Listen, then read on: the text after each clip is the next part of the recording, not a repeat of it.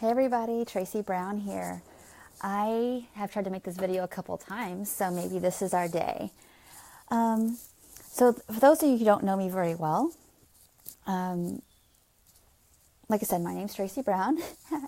Sorry, it's really early in the morning for me making videos. I usually don't make them this early, but that's all right. So my name's Tracy Brown, like I said, and I'm a somatic nutrition therapist, a tuned eating coach, body image coach, an embodiment, teacher. And all that stuff means is that it's I guess it's my lifelong passion. I didn't necessarily know that would be what I would be doing forever. But so far, for the last 12 years, that's what I've done, day in and day out, is guide people about how to fully trust their bodies, to make peace with the body that they have, with sustainable eating and movement, and honestly, how to learn how to navigate living in this very fat-phobic culture.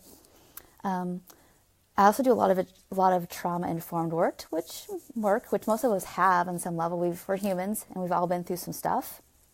And what I see happen is that a lot of times that gets stuck in our bodies. And I help people basically grow their capacity for,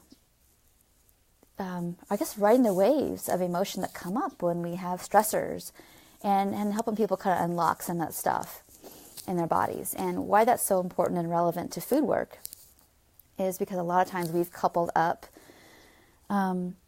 eating or not eating and having needs and basically managing emotions. So that's totally a little off topic of what this video is supposed to be about today, but it is really about where I think everybody comes to when they first run into intuitive eating. So if you're a newer intuitive eating follower and you're just trying to figure out how do I use this and what does this mean for me?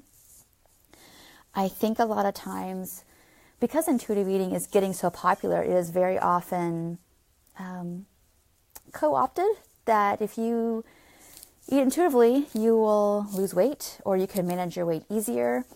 And that is actually not the point. And so I don't think that people really fully grasp that when they come to this work, just because, again, there's a lot of bridges that get us here. For me, I started intuitive eating, or basically intuitive eating, honestly, is a fancy word for eating from hunger and fullness. And it's a whole process of learning how to basically not follow the dictates of the world anymore around how you should and should be eating. And it doesn't mean that nutrition doesn't matter. It just means at the beginning, we're just learning how to trust our bodies with all kinds of foods, especially foods that you've had off limits for a while. And a way to do that is to learn to eat them. And sometimes we eat more of them at the beginning than we may, let's say, 6 months or 2 years down the road. And we're learning how to trust that the body doesn't want too much of any one thing. So going back to the weight loss thing, I have never had a person come to me, no matter what they weighed, they didn't wish they weighed less. Even if it's it's not really about my body, I'm never going to be thin, I just want to be more comfortable. And that's legitimate. I mean, honestly, if you are in a body that's larger than the cultural expectation or larger than culturally acceptable, the world isn't exactly made for you to be more comfortable. So that's totally understandable. And some of that discomfort is emotional and some of it's physical. And if you've weighed a certain weight by suppressing your weight through dieting a lot of your life, and then you let go of that and you gain weight, it's understandable that you're hoping intuitive eating will fix that. And there's no blame or shame about that, but just recognizing that the point of this process isn't really about weight loss. It happens to be a byproduct for some people. And I know it's easy if you are doing this process and over the course of several months you actually lose some weight, to not be excited about that. One of the first things I do, though, in sessions with people when I recognize that might happen for them is to jump in and really do a disclaimer that this is something we have to be really careful about being excited about or being excited for. It's not that that's not understandable or even to be expected, because in our culture, we are so applauded, not for like who we are as people, our characteristics that are applaudable, like our work ethic or our character or our love or our peacefulness or our joy, or our strength of, like I said, of character and of heart. It's like, oh my gosh, you lost weight. What did you do? You look so great. Tell me more. Those are the ways we greet each other, and it's cultural norm. So of course, if you lose weight, you're supposed to be happy about that. It's a very much, we swim in a pool of that. So it's not unexpected. The danger of that is that we get really attached to, now I have to eat this way all the time, otherwise I'll lose that. And so it has, even intuitive eating can be turned into a diet that has an agenda to manage your weight. And so that's why I am personally so adamant about, remember, intuitive eating is just a way of freedom for you to have more space freed up to be more of who you are, to do the things that are important to you in your life, to live out your values, versus intuitive eating as a way to manage my weight. Because if we use it for that, it becomes at cross purposes again about what true freedom and this is all about. And so, and just remember that weight loss is only one way that things work out for people. Is that some people come to intuitive eating and, they're going to gain weight to their more natural weight. Some people don't change much. Some people lose weight. And those are, again, made that in this process, that is what is made to be neutral. Is like, weight is just a side effect of your normalization with your food intake. So I know this might be hard for a lot of people to hear, that those of us who've done this work or who are professionals in this work aren't going to probably share your enthusiasm for weight loss. It's just something that happens, and it's something that we're not happy that you're happy. It's just that, I've been in this process myself, 20 plus years, and I've been a professional for 12 around helping people really truly make peace with food, really dig into the depths of what the function of dieting or restricting or binging or purging, whatever it is that people are doing, weighing themselves, counting macros, counting anything, what the function of that is, because that's actually what is the heart and the word is, it's the substance of this work. I mean, it's great to be able to eat from hunger and fullness and trust yourself with all foods, and that's beautiful and so life-giving and affirming and how we are born to be. However, we want to know, honestly, at least in my opinion, what the root of this is. Because if you become an intuitive eater, but you haven't really dealt with, I desperately want to lose weight, then that's just going to switch to something else. Workaholism, using whatever else you can to make yourself feel worth something. And if you're not using weight loss for that anymore, or like I said, having perfect eating for that anymore, you're going to use something else. So the goal of intuitive eating really is, this peacefulness with food, peacefulness with whatever weight your body needs to be to help you run your life, but also be a doorway in for something even deeper. And I'm not going to say it's not more meaningful, but it's, this homecoming. So, when you're coming to this work, what do you do with your weight loss wishes when you want that? Is get really curious and honest of what makes you still want weight loss. What feels so important about that? What's going to happen for me if I get it? What's going to happen for me if I let it go? What do I believe about me if I let go of dieting? What would my life be like, if I let that whole fight go? What's going to happen? And a lot of you might say, it's just not that deep. I just want to eat normally and I don't want to worry about this anymore. And I want my clothes to fit better.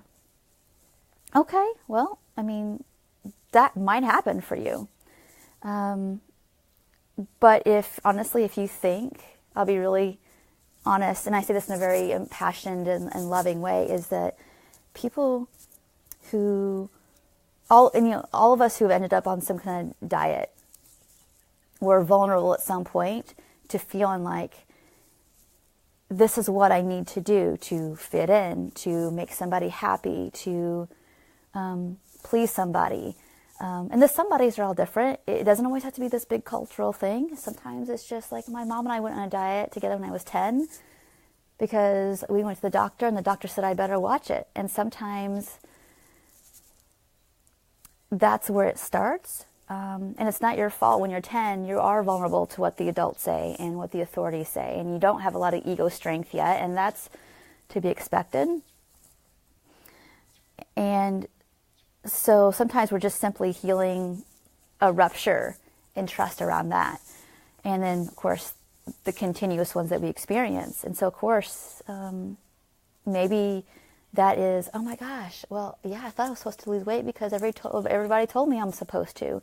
And so we're just going to be healing that. And by doing that, the need to ever want to diet again just kind of like dissipates because it's like, it doesn't have to be this big, long, drawn out process. But for some of us, it's coupled with so many other things around safety and trust and being acceptable, that, these acts of letting go of thinking weight loss is this thing to be celebrated is huge, and why that's so important. So, don't mean to ramble on about too much of this kind of stuff, but I really just want people to recognize that wanting weight loss is also a symptom of something deeper for people. It might be a deeper that you can explore and resolve in a couple weeks. It might be a deeper in something that takes months or even a little longer to resolve, and that's not a big deal. You're worth the time, you're worth the effort, you're worth the investigation. To make weight loss wishes just a sign for you at some point, like, oh my gosh, like I haven't felt like weight loss would be a good idea. I've accepted this is where my body needs to be, and that if I want to be more comfortable, I buy new clothes, or I do some physical activity that helps my body be stronger and more flexible, or I do physical therapy because I'm having these joint issues or these muscle imbalances and I need to fix that, versus thinking weight loss will fix that. Like, you have like your go-tos of self-care that that like are a way better alternative than weight loss. And then for those of you who are watching this and intuitive eating, like true, like eating whatever you want, eating from hunger and fullness, not value judging any kind of food intake, making nutrition choices based on like felt experience in your body, and that's resulted in weight loss. That's great. And I'm happy for you about the fact that your body is getting where it needs to go. But celebrating weight loss and that was the goal of all this, and that's why you should be happy. It's kind of missing the mark. And it's not a judgment. It's just recognizing that your weight could go back up at some different time in your life. And that doesn't mean you failed or done something wrong. It just means that's where your body is needing you to be right now if you're still in that process.